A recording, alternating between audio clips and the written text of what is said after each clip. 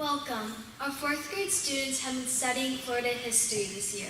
Marjorie Kinning Rawlings is one of the famous Floridians that we have studied this year. Mrs. Rawlings is best known for her novel.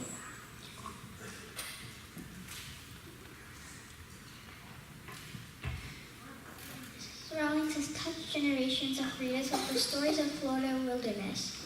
She's best known for her novel, The Yearling, which was awarded the Pulitzer Award in 1939. The Secret River is the only story Marjorie Kinning Rawlings wrote especially for children. She lived most of her life in Cross Creek, Florida, where most of her writings take place. The Secret River was published after her death and was awarded a Newbery Honor in 1956. Our fourth grade classes at Holy Trinity Episcopal Academy are pleased to present to you the rendition of this story, which was inspired by the 2011 edition of The Secret River, illustrated by artists Leo and Diane Dillon.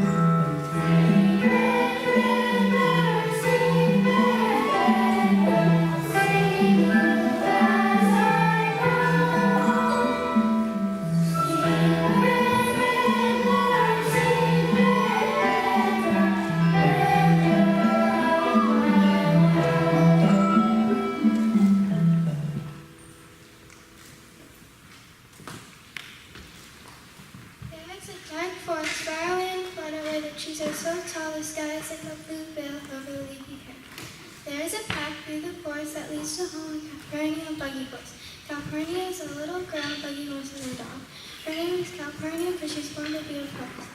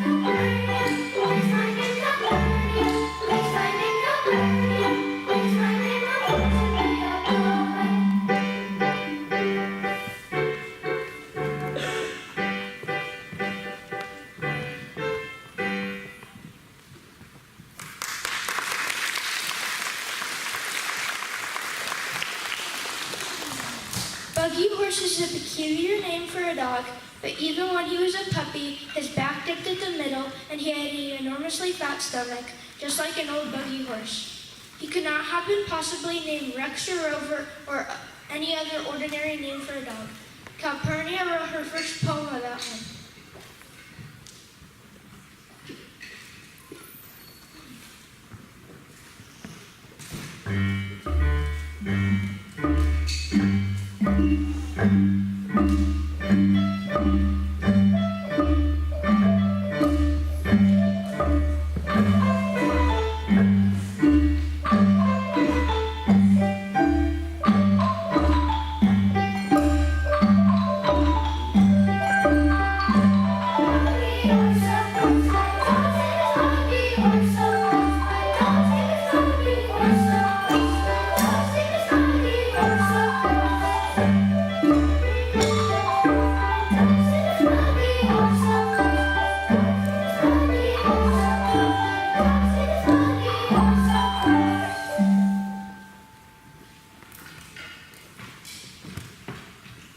On the morning when the story begins, Calpurnia was awakened very early.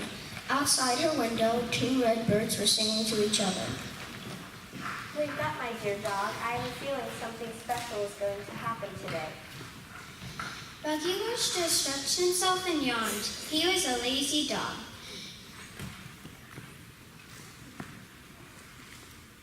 He liked to sleep for hours and hours. Calpurnia went outside with Buggy Horse and saw it was indeed a beautiful day.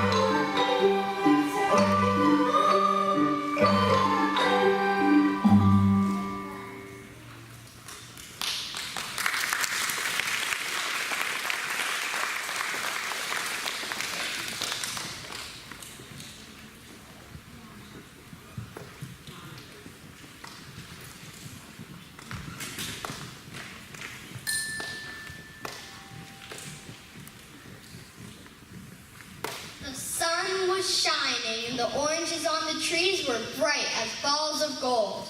Calpurnia was ready for an adventure. As it turned out, Calpurnia had the best reason in the world for making a journey. That morning at breakfast, breakfast, Calpurnia's mother and father discussed how hard times had come to the forest. Calpurnia's father made a living by selling fish, but now there were no fish. If no one could catch fish, he would have to close his fish market. Calpurnia patted Buggy Horse and said,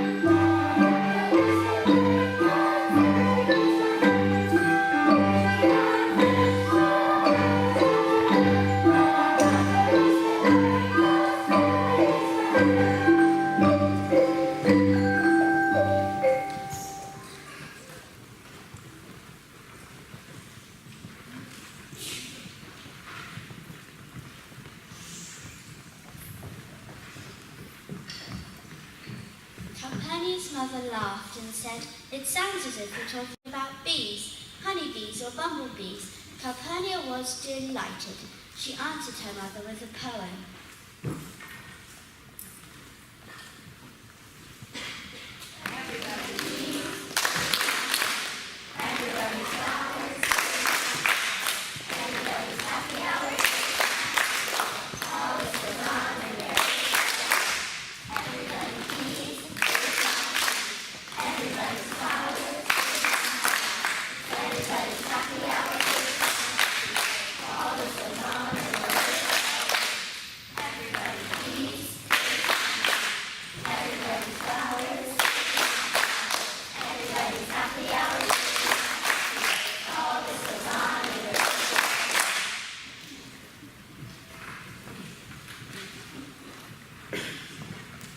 After breakfast, Calpurnia went outside and stood beside a tree and thought about the fish market. There was a small pond where she and Buggy Horse often went to fish, but she had never caught anything there except tiny minnows. She wondered what fish would like to bite and thought, if I was a fish, I would only bite something unusual and something pretty. So she made some large roses from pink paper and tied them to her pigtails.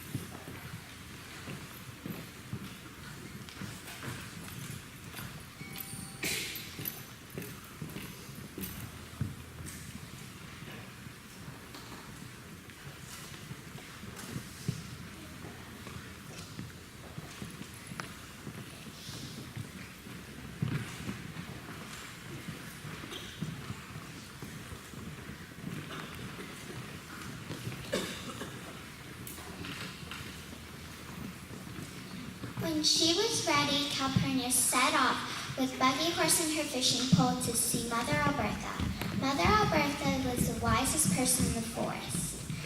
She was rocking back and forth in front of her little shop. Mother Albertha, I am going fishing to keep my father from being poor. I have fished in the pond, but the fish there are so small. You are the wisest person in the forest. Can you tell me where I can catch some big fish? Child, I have not been rich to a living soul, but I will tell you, there are big fish in the secret river. Oh my, the fish! Catfish, perch, bream, mudfish, and garfish, especially catfish. But how will I find this secret river? Child, you'll know the river when you see it. Just follow your nose. Calpurnia thanked Mother Bertha and promised her some fish. Then she and Buggy Horse set out to find the secret river.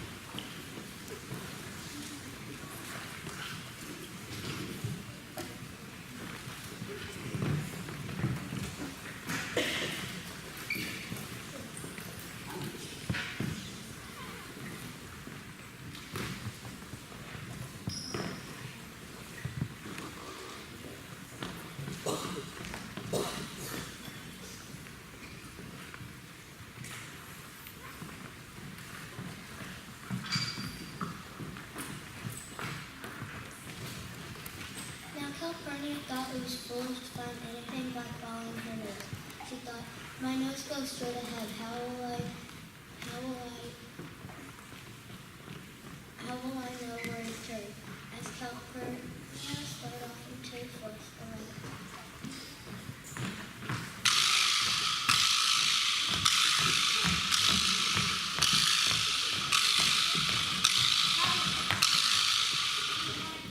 Calpurnia turned to look at him, which meant her nose pointed to the right, so she followed her nose. After a while, a blue jay flew into a live oak tree.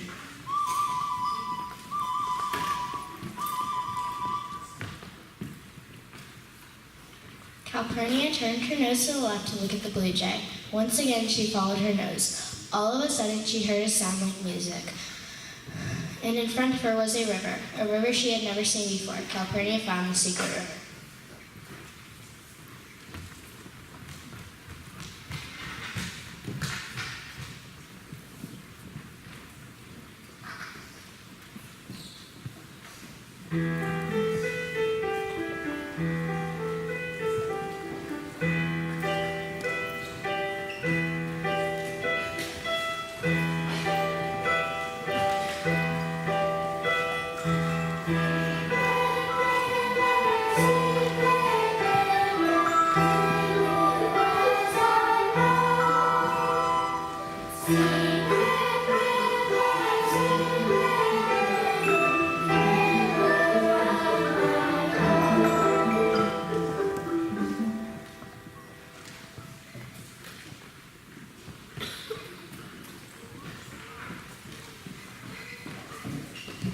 The river was so beautiful.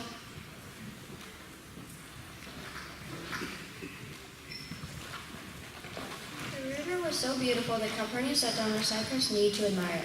Just then she saw the fish. They were jumping and dancing. There were so many of them they got in each other's way. Calpurnia asked the fish, "Do you mind if I catch some of you to save the forest from hard times?"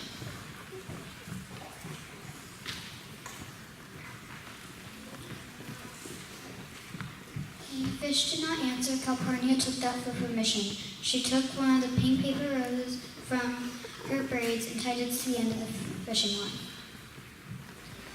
The pink rose floated for a few minutes and then sank slowly down through the water. An old frog sitting on the bottom of the river saw it. He wondered what it was.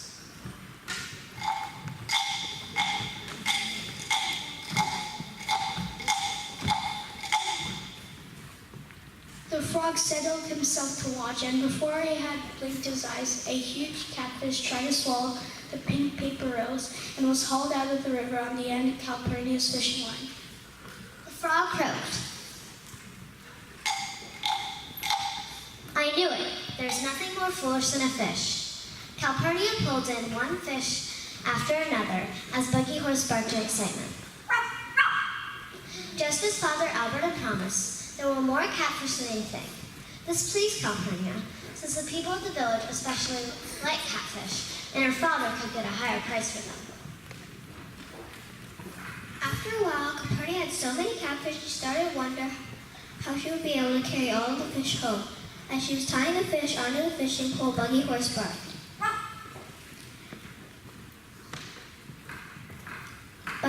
He could only carry one fish in his mouth at a time, but he worked hard and did his best. Calpurnia put the pole over her shoulder and started for home. But Calpurnia realized that she did not know the way home.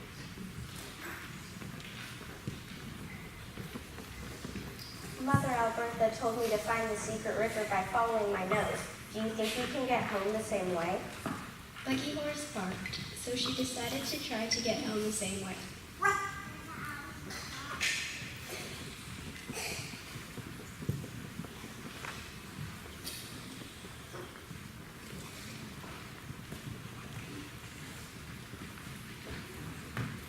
The red fox turned his nose to the left.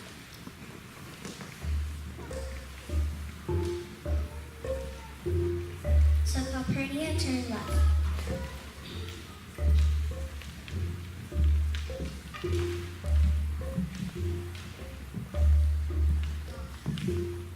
Then a raccoon with two baby raccoons turned their noses to the right.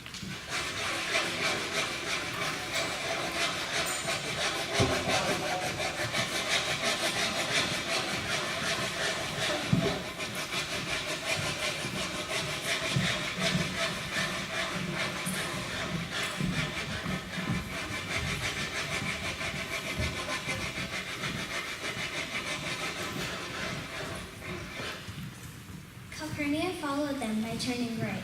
It was now getting dark. The sun had set, and night animals were coming out to play and hunt for their supper. Suddenly, Calpurnia heard a strange sound.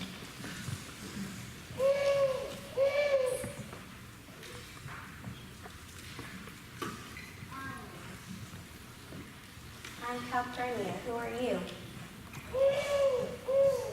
Then Calpurnia saw an old hoot owl sitting on top of a dead tree. Oh, it's just an old hoot owl. But the owl was enormous, and he did not look friendly. No doubt about it, he was very hungry.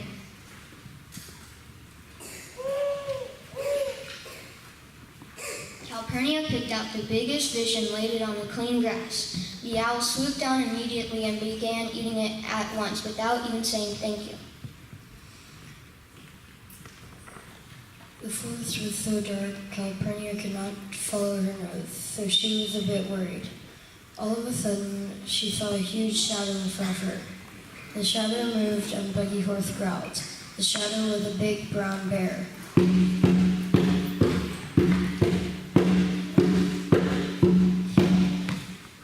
Calpurnia's heart went thump, thump, thump, but she thought maybe the bear was hungry too. So she took a fish from the fishing pole and laid it on the grass as fast as possible. As she hurried away, she called over her shoulder, "You're entirely welcome." Then Calpurnia saw something crouching ahead of her. It was a panther. She was very scared, so she said, If somebody scares you, the thing to do is give somebody something to do. Then they'll never bother you. Sometimes they'll say thank you. Calpurnia did not know whether he was friendly or unfriendly, but she was sure he was hungry. Once again, Calpurnia took one of the catfish from her fishing pole and laid it on the clean grass. The panther began eating it at once, and he purred so loudly that she knew he was saying thank you. Calpurnia, encouraged by the sound, said, "You are certainly most welcome." As Calpurnia and Buggy Horse walked, the full moon rose. The forest was as bright as day. A white crane flew straight across the full moon. It dropped a feather. Calpurnia picked it up and tucked it into her hair. The bright moon allowed Calpurnia to see that they were out of the forest and on the path home. She was so excited. Buggy Horse was so excited too, so he barked joyfully and ran ahead of her.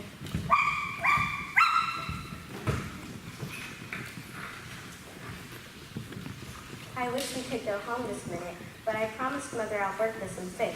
Come, dear dog.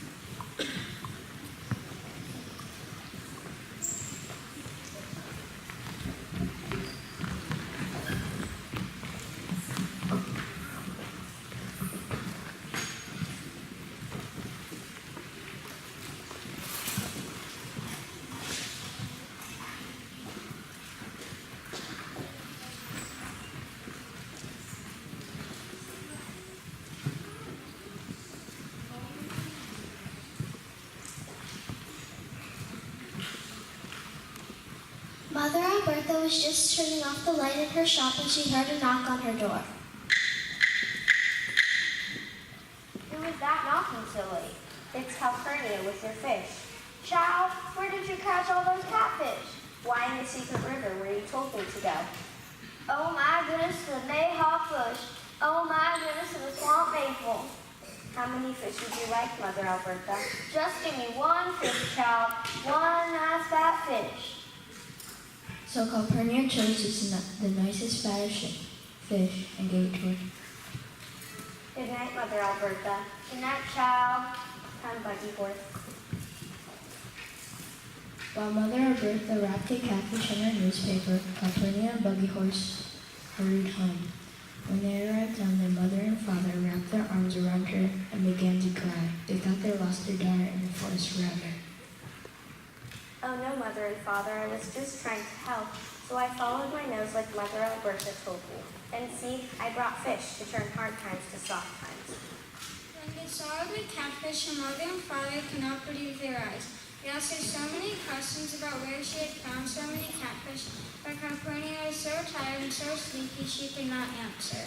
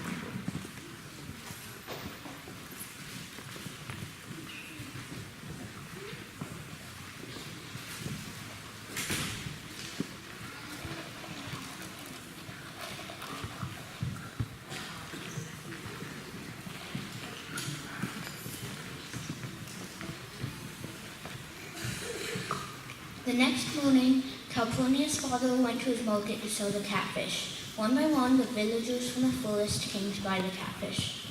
After the villagers ate their fish, they felt strong again. So they went out into the world to find work to do.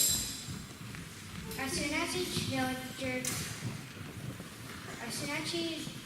villager earned money, they paid Calpurnia's father for the fish. Soon Calpurnia's father had money to spare, so hard times in the forest turned into soft times.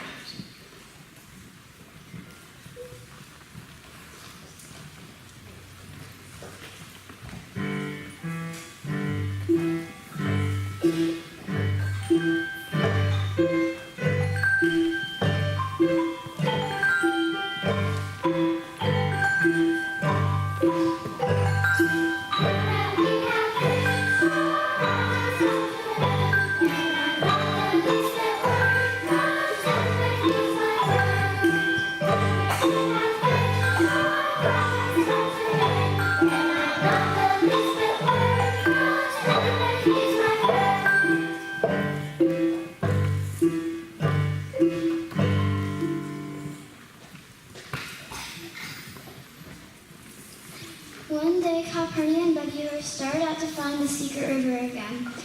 They searched all that day and all the next and the next. Calpurnia followed her nose this way and that. She found strange flowers and strange birds and strange little pools of water, but she could not find the secret river again. So she went to see Mother Alberta.